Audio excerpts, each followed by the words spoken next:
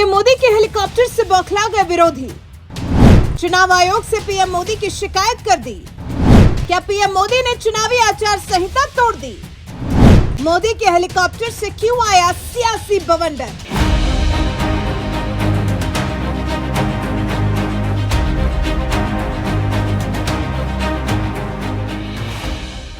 लोकसभा चुनाव की तारीखों का ऐलान होते ही देश के प्रधानमंत्री नरेंद्र मोदी ने धुआंधार चुनाव प्रचार शुरू कर दिया है, क्योंकि ये बात वो भी जानते हैं कि इस बार लक्ष्य बड़ा है तो मेहनत भी बड़ी करनी होगी।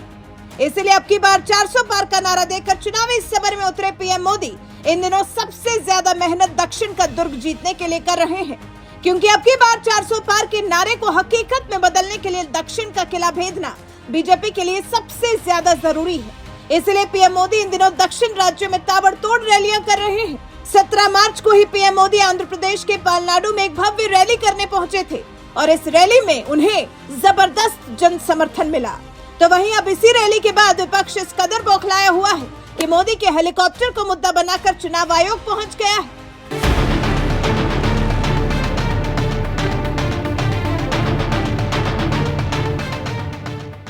दरअसल चुनावी तारीखों के ऐलान के साथ ही देश भर में आचार संहिता लागू हो गई है, जिसका मतलब साफ है कि कोई कितना भी बड़ा नेता क्यों ना हो, उसे सरकारी वाहनों से प्रचार करने की कोई इजाजत नहीं दी जा सकती। लेकिन इसके बावजूद देश के प्रधानमंत्री नरेंद्र मोदी सेना के हेलीकॉप्टर से घूम घूम कर चुनाव प्रचार कर रहे हैं। 17 मार्च को ही इसी सैन्य हेलीकॉप्टर से पीएम मोदी आंध्र प्रदेश में चुनाव प्रचार करने पहुंच गए और अब यही बात विपक्ष को इस कदर परेशान करने लगी है कि ममता बनर्जी की पार्टी टीएमसी इसे मुद्दा बनाकर मोदी को घेरने में जुट गई है। पार्टी के सांसद साकेत गोखले ने पीएम मोदी पर सेना का हेलीकॉप्टर इस्तेमाल करने का आरोप लगाते हुए कहा कि चुनाव प्रचार के लिए सरकारी मशीनरी का इस्तेमाल नहीं किया जा सकता। 1975 में इंदिरा गांधी को इसी आधार पर अयोग्य करार दिया गया था। अगर बीजेपी ने भारतीय वायुसेना के हेलीकॉप्टर को किराए पर लेने के लिए भुगतान किया है तो चुनाव आयोग को हम सभी को ये बताना चाहिए कि भारतीय वायुसेना का हेलीकॉप्टर क्यों आवश्यक था। चुनाव आयोग ने चुनाव की घोषणा करते समय कहा था कि आचार संहिता के उल्लंघन से सख्ती से निपटा जाएगा। अब देखते हैं कि चुनाव प्रचार के लिए भारतीय वायुसेना के हेलीकॉप्टर का इस्तेमाल करने के लिए चुनाव आयोग पीएम मोदी के खिलाफ जांच या कोई कार्रवाई शुरू करता है या नहीं। पीएम मोदी के हेलीकॉप्टर से विपक्ष को दिक्कत है, ये बात तो समझ में आती है, क्योंकि विपक्ष का काम ही है सत्ता पक्ष को कटघरे में खड़ा करना। लेकिन हैरानी की बात तो यह है कि यूपी में काबा गाने वाली नेहा सिंह राठौर को भी पीएम मोदी के हेलीकॉप्टर से परेशानी होने लगी। इसीलिए उन्होंने भी एक ट्वीट में कहा कि सेना के हेलीकॉप्टर का उपयोग भाजपा के चुनाव प्रचार में किया जा रहा है। ये काम देश के प्रधानमंत्री नरेंद्र मोदी जी कर रहे हैं। वो ये काम आदर्श आचार संहिता लगने के बाद कर रहे हैं। क्या देश के प्रधानमंत्री पर संविधान और कानून लागू नहीं होते? सेना के हेलीकॉप्टर से चुनाव प्रचार करने को लेकर पीएम मोदी के खिलाफ 37 साल के नेता साकेत गोखले और 27 साल की कलाकार नेहा सिंह राठौर कुछ इसी तरह से भड़ास निकाल रहे हैं। तो वहीं करीब 40 साल से राजनीति कर रहे मोदी 4 बार मुख्यमंत्री और 2 बार प्रधानमंत्री बनने के बाद कम से कम इतना तो जानते ही होंगे कि चुनाव आयोग की आचार संहिता क्या होती है और इस दौरान क्या करना चाहिए, क्या नहीं करना चाहिए। लेकिन इसके बावजूद टीएमसी नेता साकेत गोखले और नेहा सिंह राठौर जैसे लोग पीएम मोदी के हेलीकॉप्टर को मुद्दा बनाने लगे, जबकि हकीकत ये है कि चुनाव आयोग ने 1999 में सभी राज्यों और केंद्र शासित प्रदेशों के मुख्य निर्वाचन अधिकारियों को पत्र लिखा था, जिसमें चुनावी प्रक्रिया के लिए सरकारी एयरक्राफ्ट के इस्तेमाल पर पूरी तरह रोक लगा दी गई थी। लेकिन एकमात्र अपवाद प्रधानमंत्री को रखा गया था। 10 अप्रैल 2014 को भी चुनाव आयोग ने इस संबंध में एक आदेश जारी किया था। पीएम और एसपीजी सुरक्षा प्राप्त अन्य व्यक्तियों को चुनाव के दौरान सरकारी वाहन का इस्तेमाल करने की छूट दी थी। चुनाव आयोग के 2014 वाले पत्र के पॉइंट 4 में लिखा है, आयोग का निर्देश है कि यहाँ उल्लिखित अपवादों के अधीन चुनाव के दौरान प्रचार, चुनाव प्रचार या चुनाव संबंधी यात्रा के लिए आधिकारिक वाहनों के उपयोग पर पूर्ण प्रतिबंध होगा। इसी निर्देश के पॉइंट 8 में लिखा है कि प्रधानमंत्री और अन्य राजनीतिक हस्तियां चरमपंथी और आतंकवादी गतिविधियों और उनके जीवन के खतरे को देखते हुए चुनाव के दौरान भी सरकारी वाहनों के उपयोग के हकदार हैं। चुनाव आयोग की एक गाइडलाइंस बता रही है कि देश के प्रधानमंत्री को सरकारी वाहन इस्तेमाल करने की छूट तो है ही, उन्हें आधिकारिक दौरे और चुनावी दौरे मिक्स करने की भी छूट है। लेकिन इसके बावजूद विपक्ष के साथ साथ नेहा सिंह राठौर जैसे विरोधी भी पीएम मोदी के खिलाफ माहौल बनाने में जुट गए हैं। विपक्ष की इस तरह की राजनीति पर आपका क्या कुछ कहना है? अपनी राय हमें कमेंट कर जरूर बताएं। साथ ही पीएम मोदी ने इसी चुनावी रैली के दौरान क्या कुछ कहा, आइए आपको सुनाते हैं। साथियों, मुझे याद है कि कैसे राम मंदिर के लोकार्पण पर्व के दिन पूरे राज्य में रामलला के फिर घर लौटने का उत्सव मना था।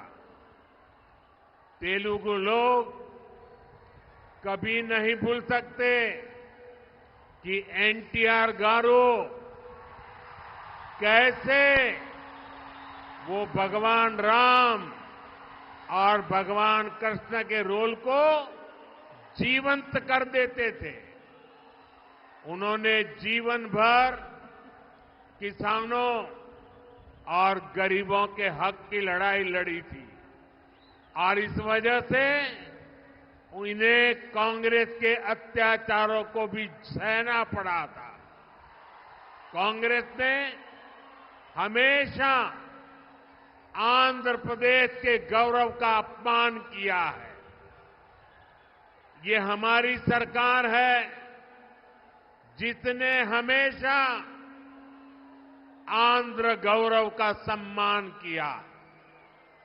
पिछले वर्ष ही हमारी सरकार ने एनटीआर गारू के शताब्दी वर्ष पर स्मारक सिक्का जारी किया था।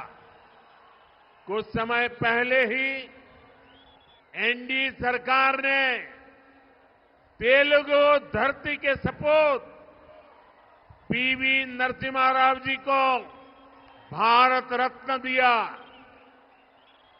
कांग्रेस ने कैसे उनका अपमान किया था, मैं इसके विस्तार में नहीं जाना चाहता, लेकिन ये बीजेपी है, एनडीए है, जो हमेशा पार्टी लाइन से ऊपर उठकर देश के लिए समर्पित नेताओं का सम्मान करती है।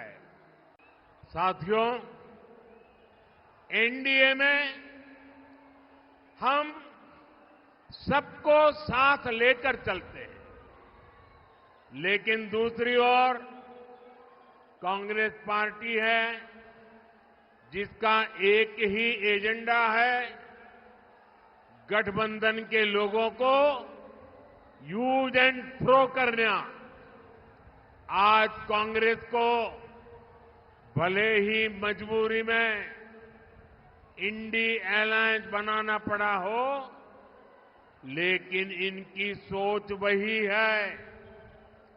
आप देखिए, लेफ्ट और कांग्रेस केरला में एक दूसरे को क्या कहते हैं, बंगाल में टीएमसी और लेफ्ट एक दूसरे के लिए क्या क्या बोलते हैं, पंजाब में कांग्रेस और आप एक दूसरे के लिए कैसी भाषा बोलते हैं। जो लोग चुनाव से पहले अपने फायदे के लिए ऐसे लड़ते हो, ऐसे झगड़ते हो, वो चुनाव के बाद क्या करेंगे, ये आप इसका अंदाजा लगा सकते हैं।